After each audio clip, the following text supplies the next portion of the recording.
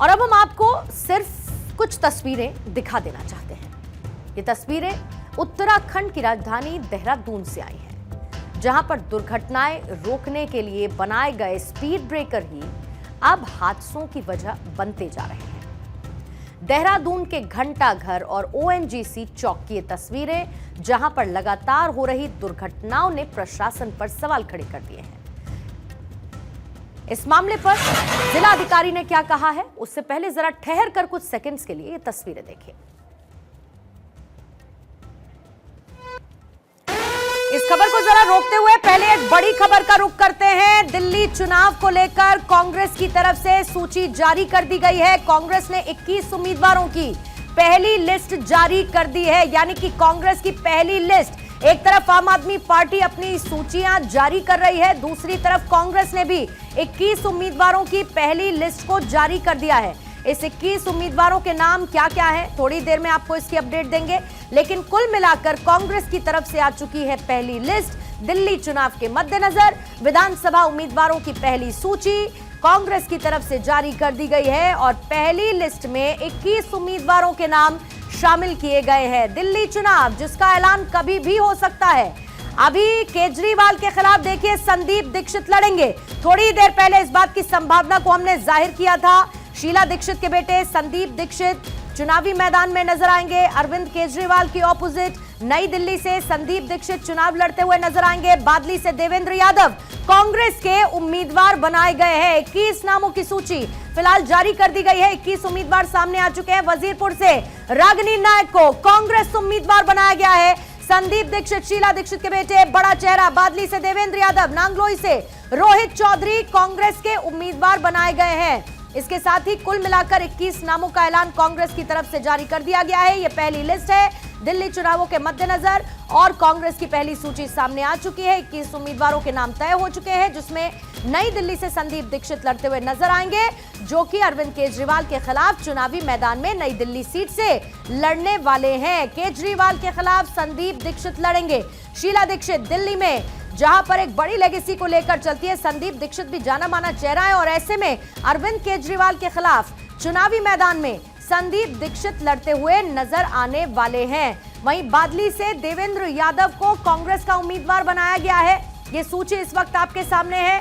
21 उम्मीदवारों के नामों का ऐलान कर दिया गया है। वजीरपुर से रागिनी नायक कांग्रेस की उम्मीदवार हैं। कांग्रेस की तरफ से बड़ी वक्ता के तौर पर रागिनी नायक मीडिया में बनी रहती हैं। अब देखिए कहां से श्रीमती अरुणा कुमारी का नाम है। इसके साथ ही मंगेश त्यागी का नाम शामिल किया गया है। आदर्श नगर से भी सूची आ चुकी है और कौन कौन से नाम इसमें शामिल है जल्दी से उसका जिक्र कर देती हूं। देखिए नरेला से अरुणा कुमारी, श्रीमती अरुणा कुमारी, बुरारी से मंगेश यादव है, आदर्श नगर से शिवांग सिंघल है, बादली से देवेंद्र यादव है, इसके साथ नांगलोई जाट से रोहित चौधरी है, शालीमार बाग से प्रवीण जैन, वजीरपुर से रागिनी नायक, सदर बाजार से अनिल भारद्वाज, चांदनी चौक से मुदित अग्रवाल, बल्ली मारान से हारून यूसुफ है, तिलक नगर से पीएस बावा, द्वारका से आदर्श शास्त्री, नई दिल्ली से संदीप दीक्षित के नाम का ऐलान, कस्तूरबा नगर से अभिषेक दत्त, छतरपुर से राजेंद्र तंवर, अंबेडकर नगर से जयप्रकाश, ग्रेटर कैलाश से गर्वित सिंघवी, पड़पड़गंज से अनिल कुमार और सीलमपुर से अब्दुल रहमान और मुस्तफाबाद से अली मेहंदी का नाम, यानी 21 नाम सामने है। अदिति हमारी पॉलिटिकल एडिटर इस वक्त हमारे साथ जुड़ चुकी है और बड़ा इंतजार था अदिति कि कांग्रेस कब अपने पहली सूची को जारी करेगी, क्योंकि इस साथ चुनाव लड़ते लड़ते नाना तक पहुंचे आम आदमी पार्टी लगातार सूची जारी कर रही थी और कांग्रेस की लिस्ट का इंतजार था। बिल्कुल, देखिए ये कुछ नाम ऐसे हैं जो भारत 24 आज से 10 दिन पहले बता चुका था, क्योंकि पहले 13 नामों की सूची तैयार हुई थी। हालांकि इसमें से कुछ नाम ड्रॉप कर दिए गए, जैसे कि ये माना जा रहा था कि अरविंद केजरीवाल के सामने से एक महिला कैंडिडेट उतारने की तैयारी में थी। आप देखिए रोहित चौधरी, ये प्रियंका गांधी के करीबी माने जाते हैं। NSUI से उनकी राजनीति शुरू हुई है और रोहित चौधरी नांगलोई जाट से चुनाव लड़ रहे हैं। इंटरनल मामला है इनका। रागिनी नायक भारतीय कांग्रेस की बहुत इम्पोर्टेंट चेहरा है महिला के लिहाज से दिल्ली की, वो वजीरपुर से चुनाव लड़ रही हैं।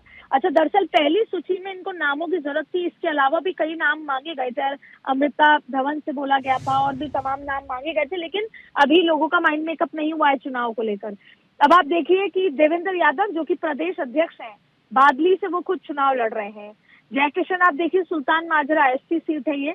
अच्छा, कांग्रेस ने दरअसल, अच्छा इसमें खास बात एक और है, अभिषेक दत्त आम आदमी पार्टी ने डोरे डाले थे तो कांग्रेस ने तुरंत उनको टिकट दे दी कस्तूरबा नगर से। इसके साथ साथ आपको बता दें कि अब्दुल रहमान को लेकर भी बहुत चर्चा थी, अब्दुल रहमान को चुनाव लड़ाया जाए नहीं लड़ाया जाए। तो सीलमपुर से अब्दुल रहमान के कोई इलाका है जो बीजेपी वाला इलाका ज्यादा माना जाता है, और अब अब्दुल रहमान, भारत कांग्रेस ने दरअसल 70 सीटों पर एक रिसर्च किया है कि किस किस सीट पर ज्यादा मुस्लिम आबादी है, वहां उन 8-10 सीटों पर ज्यादा फोकस कांग्रेस करना चाहती है। तो अब देखिए, अली मेहदी मुस्तफाबाद से चुनाव यहाँ पर लड़ रहे हैं। इसके अलावा भी जो एसटी सीट है जैसे अंबेडकर नगर है, तो जयप्रकाश को वहां से लड़वा रहे हैं। तो ये पहली लिस्ट ये दिखाना चाहती है कि अगर आम आदमी पार्टी और हम साथ नहीं लड़ रहे तो क्या हुआ, हमारी तैयारी पूरी है, हम अच्छे से तैयारी कर रहे हैं। आदित्य, इसमें एक इम्पोर्टेंट नाम है जिस पर मैं चाहूंगी कि आप जरूर जिक्र करें, संदीप दीक्षित का नाम। अरविंद केजरीवाल के खिलाफ वो नई दिल्ली से चुनावी मैदान में लड़ते हुए नजर आएंगे। जाहिर बात है कि अरविंद केजरीवाल और जिस तरीके से उन्होंने अपनी कुर्सी छोड़ी, आतिशी उस पर बैठी, और संदीप दीक्षित जो कि शीला दीक्षित के बेटे हैं, और शीला दीक्षित ने दिल्ली में कितना काम किया, संदीप दीक्षित उनकी लेगेसी को कैरी करते हुए चलते हैं, जो कि कांग्रेस का एक मजबूत चेहरा भी है। पहले अलका लांबा को अप्रोच किया था कांग्रेस ने कि आप लड़िए न्यू दिल्ली, और समझाया भी गया कि अलका लांबा अगर लड़ेंगी, भले ही हारे या जीते, लेकिन कंटेस्ट बहुत इंटरेस्टिंग हो जाएगा। लेकिन अलका लांबा ने अपनी हामी नहीं भरी। फिर संदीप दीक्षित, जिनको चुनाव लड़ना ही तय था, वो न्यू दिल्ली से चुनाव लड़ रहे हैं। लेकिन पूर्णिमा, पूरी यात्रा निकल गई कांग्रेस की। इस यात्रा में पहली बात तो ना राहुल गांधी आए ना प्रियंका गांधी आए, कोई भी सीनियर चेहरा दिल्ली में यात्रा के दौरान नहीं आया। पर चलिए उसको भी छोड़ देते हैं। इस यात्रा के दौरान एक बार भी शीला दीक्षित के कामों का जिक्र नहीं हुआ, ना ही शीला दीक्षित ने जिस तरीके से दिल्ली को बनाया उसका जिक्र हुआ। और उसके बाद संदीप दीक्षित को अरविंद केजरीवाल के सामने चुनावी मैदान में उतार दिया। जबकि इस बात पर बैठक हुई, चर्चा हुई कि महिला को उतारते हैं, अलका लांबा को उतारते हैं, और अलका लांबा अभी महिला मोर्चा अच्छी पोस्ट पर है, लेकिन उन्होंने मना कर दिया कि मैं नहीं लड़ूंगी। तो ऐसे में संदीप दीक्षित भले इंटरेस्टिंग माजरा है, लेकिन कांग्रेस में गुटबाजी बहुत ज्यादा है। देखिए, अजय माकन के लिहाज से सब कुछ हो रहा है। देवेंद्र यादव, काजी निजामुद्दीन यहाँ पर अब प्रभारी के तौर पे काम कर रहे हैं। फोकस केवल मुस्लिम आबादी वाली सीटों पर है। उनको पता है कि उनको 8 से 10 अगर सीटें निकाल लें तो वो उनका सबसे बेस्ट परफॉर्मेंस होगा, उसी पर फोकस है। पर संदीप दीक्षित, जो कि अपनी लेगेसी जिसका आप जिक्र कर रही हैं, वो भले ही आगे ले जा रहे हो, लेकिन सवाल ये है कि जब महिला कैंडिडेट को उतारकर चुनाव को रोचक कांग्रेस नहीं बना पाई है। आप देखिए कि आगे आने वाले समय में आम आदमी पार्टी से नाराज जो एक्स विधायक हैं या जो अभी जिनकी टिकट कटी, उनकी भी नाम अगले लिस्ट में शामिल होगा। कंसेंसस अभी नहीं बना, नहीं तो ये लिस्ट और लंबी होती। लेकिन फिलहाल ये कि हम तैयारी पूरी कर ली है, हमारी यात्रा निकल गई है, उस लिहाज से ये 21 नामों की सूची, 70 में से 21 नामों की सूची एक बड़ा ये दिखाता है पार्टी का, जो कि अभी सूची सामने नजर आ रही है। ठीक है, मैं आदित्य आपके पास आती हूँ, न्यूज रूम चलते हैं। आयुष मेरे सहयोगी भी वहां से जुड़े हुए हैं। आयुष, जरा, क्योंकि अभी ये भी कहा जा रहा था कि ऐसा आम आदमी पार्टी को लगता है कि कांग्रेस से बहुत सारे ऐसे लोग हैं, बड़े बड़े चेहरे हैं, जो कि आम आदमी पार्टी का दामन थाम सकते हैं। अब जाहिर है कि जब 21 उम्मीदवारों के नाम की सूची आई है, कहीं ना कहीं आम आदमी पार्टी, क्योंकि इससे पहले देवेंद्र यादव ने यह भी कह दिया था कि अब किसी भी तरीके के गठबंधन की गुंजाइश है नहीं, और यही बात अब आम आदमी पार्टी भी लगातार कह रही है। ऐसे में लगता है कि कुछ जो नाम मिसिंग आउट हैं, जिनको लेकर लगातार चर्चा चल रही थी, संभावना इस बात की भी कि अब क्योंकि टिकट मिल जाए, मुमकिन है कि आम आदमी पार्टी में जा सकते हैं, उनका दामन थाम सकते हैं। बिल्कुल, इस तरह की भगदड़ मचनी तय है, और साथ इस लिस्ट से भी क्लियर हो गया जिसका जिक्र पूर्णिमा आप कर रही हैं, क्योंकि आम आदमी पार्टी की भी कई सीटों पर कांग्रेस की तरफ से लिस्ट जारी की गई, और सबसे बड़ा नाम इसमें संदीप दीक्षित का, जिसका जिक्र आपकी तरफ से किया गया। इसके अलावा अगर हम देखें तो नरेला सीट पर भी आम आदमी पार्टी ने टिकट जारी किया था, चांदनी चौक पर भी टिकट जारी किया गया था आम आदमी पार्टी की तरफ से, और देवेंद्र यादव का नाम भी इसमें एक सरप्राइज फैक्टर दिख रहा है। देवेंद्र यादव के नाम को लेकर भी चर्चा चल रही थी कि उनको टिकट दिया जाएगा, देवेंद्र यादव की सीट पर टिकट दिया गया। इसी तरह से नरेला से दिनेश भारद्वाज को टिकट दिया गया था आम आदमी पार्टी की तरफ से, और यहां पर कांग्रेस ने यहां अरुणा कुमारी को टिकट दिया है। मुस्तफाबाद से दोनों ही दलों की तरफ से मुस्लिम उम्मीदवार हैं।